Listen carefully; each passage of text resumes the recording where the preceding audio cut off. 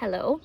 So I've come up to the allotment this morning mainly to tidy up. After being away for a little while, things have got a bit crazy up here. The weeds are going mad, particularly the buttercups. So I'm just gonna have a general tidy. Got some things to harvest, which is nice.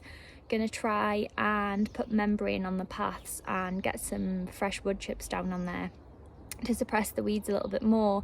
Gonna put a big chunk of wood chips down, maybe 6-7 inches hopefully, depending how much I've got basically.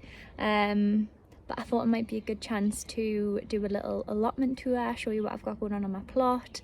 I've never done that before, so let's go.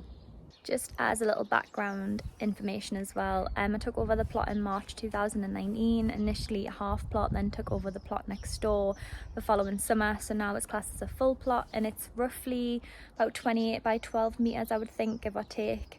It's on a small site, there's only 12 allotments on site in total, and we are the first plot as you walk in, so I'll show you around. So when first coming up to the plot, we're greeted this year by a lovely wall of sunflowers, lots of them starting to open now. I actually really love them at this point, but this one is the first one that's opened and it is looking beautiful. All of these are just giant single, they're from Wilko. I grow these every year and I absolutely swear by them. Some years they've got almost 14 foot. This year the tallest is maybe 6.5, not quite as big as usual, but still they've grown really nicely. Nice chunky stems and really nice dark green leaves. Of course been eaten by something, but not going to affect the flowers. We have quite a big flower patch out the front of the polytunnel. The daisies have all opened as well, and just waiting on the Shasta daisies opening, which are actually my favourite, even prettier than these. These have just grown crazy the past few years. They seem to get bigger and bigger every year, which is of course a good thing, but such delicate, pretty little flowers.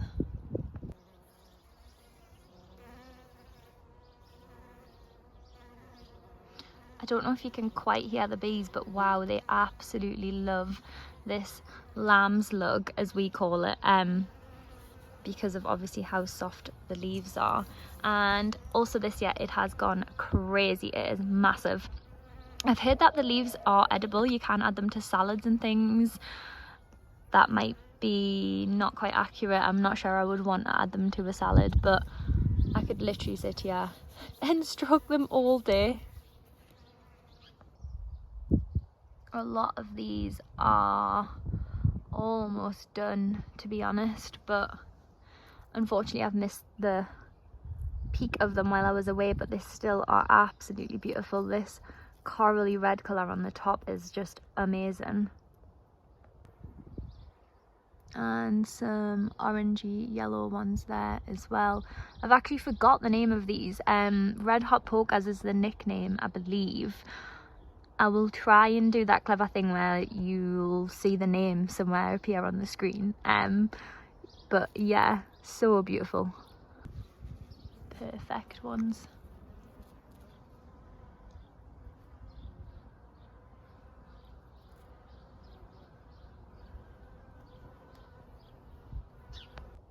Also had absolutely loads of allium bulbs this year. Went a little bit allium crazy in the autumn when we planted them, but these are maybe the last ones to open up and they are so pretty. The green to the purple on the top. Some really teeny ones.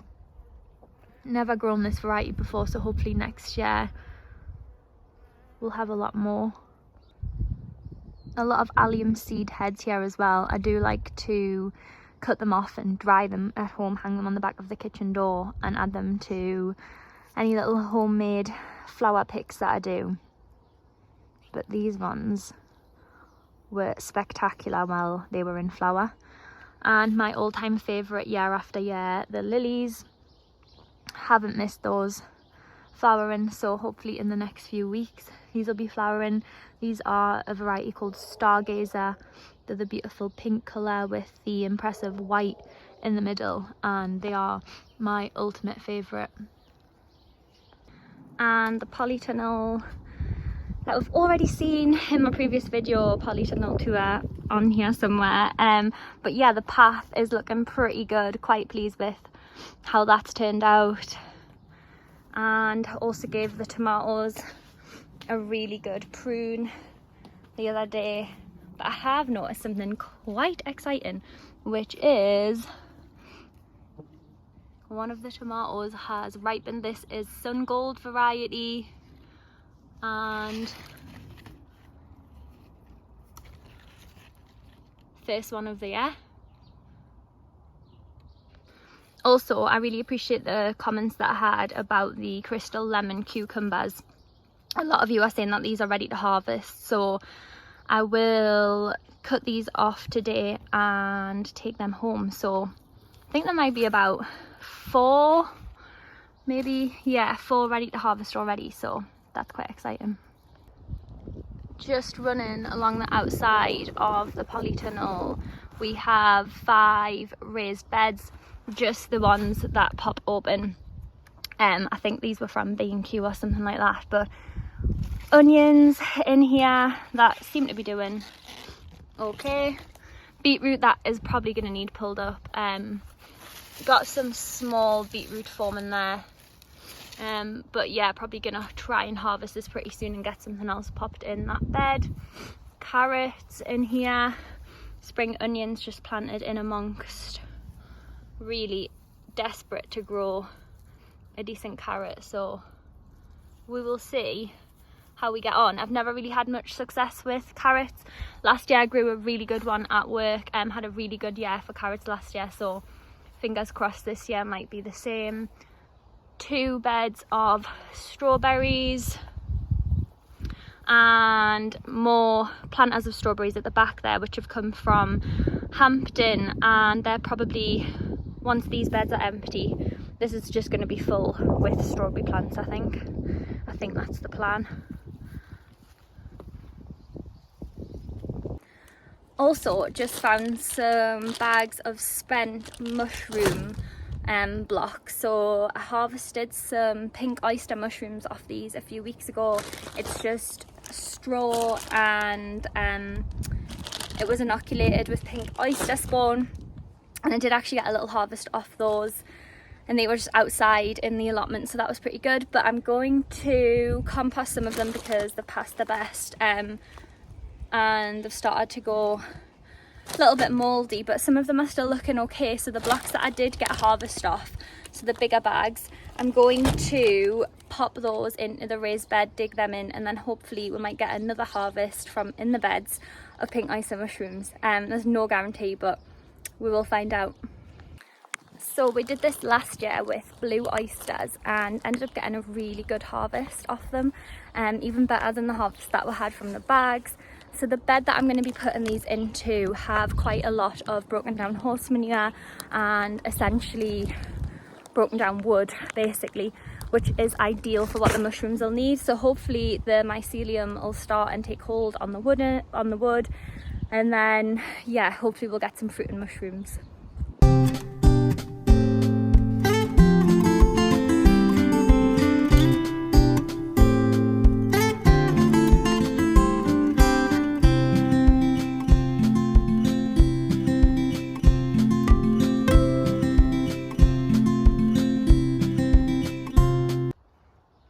Got a whole bed full of sweet corn here. This is a variety called Sweet Northern, specific for cooler northern temperatures, so we'll see how we get on with this. Again, had quite a good year with corn last year. Probably was a bit taller than this by this time last year though, so we'll see, but I'm still hopeful that we might get a harvest off it. Got some beans in here as well, hoping that the beans will start to grow up the corn, and also have some squash over here in this bed as well. So went for the 3 sisters planting method there, but we'll see how they get on. So far they look nice, healthy and green, which is always a good sign. Had quite a lot of established fruit bushes when I got the plot in 2019, and slowly over the years since, they just basically started to take over. They had pretty much taken over the entire front of the plot, so I didn't want to get rid of them completely. So we took some cuttings off them and popped them into B&Q painters buckets while they start to take hold again. And then the plan is, I think I might try and set up just a fruit bush area where I can keep them contained, maybe build a little cage around them to stop the birds from getting all of the fruit. But the blueberries especially are looking really good this year. The colour of the fruit just starting to ripen is just gorgeous. So have 6 raised beds in total in this half of the plot. This bed has some Dwarf French beans in that are just starting to flower there. Such delicate, pretty flowers though. That is almost transparent. Got some calendula there that has just started flowering while I've been away in London, and wow, the vibrant orange is amazing. Got some fennel here. This has been grown from seed by me. To be honest, completely forgot about the fennel with preparations for Hampton and everything else, and it was on its last legs almost in a tiny pot when I planted it out, but it seems to have made a recovery. It's looking pretty good. This one behind it's looking even better, so we'll see how it gets on. It can grow pretty tall. You can also eat the tops of the fennel as well, which is nice, so we'll see how these go. Got pretty much a whole bed full of curly kale. Good job, I like kale, and good job it's a long season for it. Probably will keep these in all the way through winter, probably still be in by next February, to be honest. This is a dwarf green curly kale, which is prolific. It's great at germinating. It's really hardy, obviously, because it lasts through the winter, but I don't want to jinx it, but I've never not had a decent year for kale. The pigeons do love it, so I have had it netted for quite a while. Probably will put a net on it again before I leave today, but so far it's looking pretty good. Another bed full of brassicas here. This is Romanesque or cauliflower, and it was actually eaten by pigeons when I first put it out, so it's done pretty well to come back. About maybe a month ago now, I planted them out. They were a decent size, but still quite a small seedling, and came to the allotment literally hours later to find that it had been pecked completely down to probably one leaf. So I was really wondering whether to just pull them all up and put something else in this bed, but we left them in, and I'm really pleased that we did, actually, because they've made a really good comeback. My favourite of the lot is the Scarlet Kale.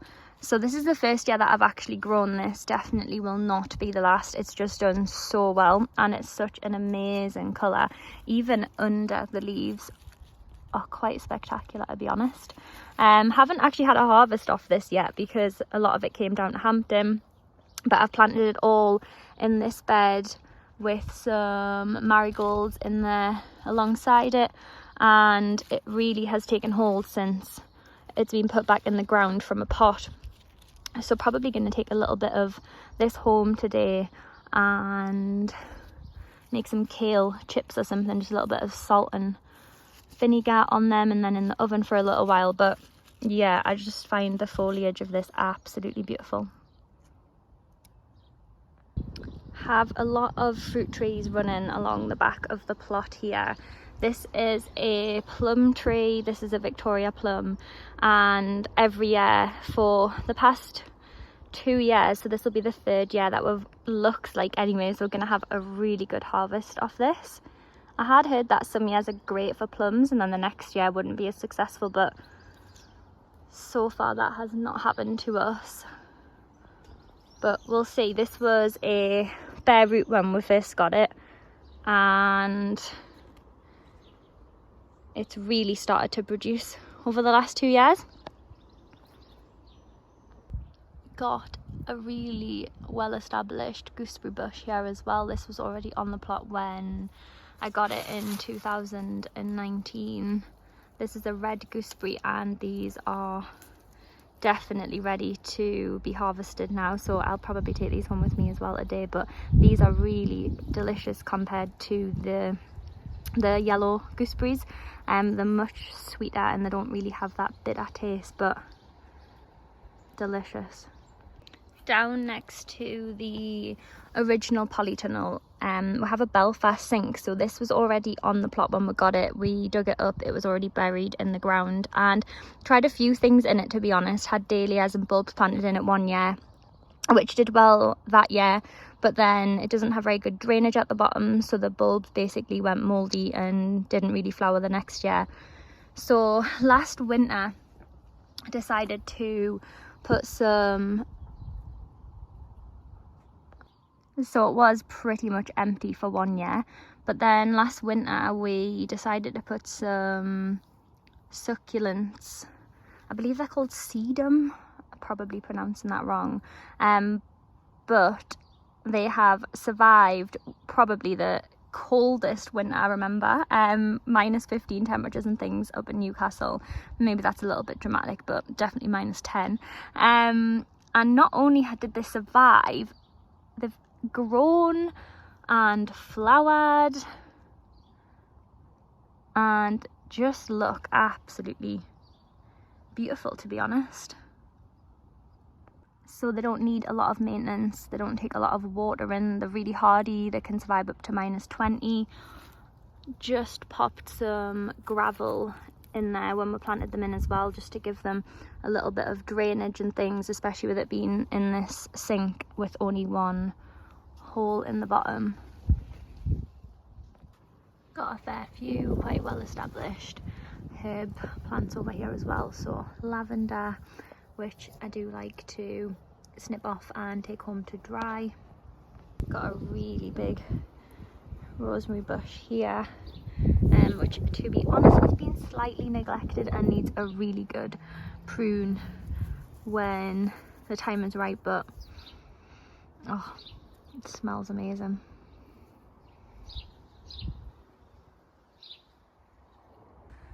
So the big clear up is going all right. I've cleared this patch behind here and gonna pop a membrane down. I had debated popping cardboard down because I know over time the membrane, it's problematic having plastic and things in the soil, but I've tried cardboard so many times and the buttercups just spread so quickly through the soil. So I'm going to go with membrane, and I'm going to eventually gravel on top of this instead of wood chips, and then hopefully it's a bit more permanent. But yeah, that was a carpet of buttercups. Whilst having a little compost run of the nasturtiums from Hampton that haven't made it, I've decided to collect the seeds, and I don't actually save them for next year. I actually pickle them and make poor man's capers, which are delicious.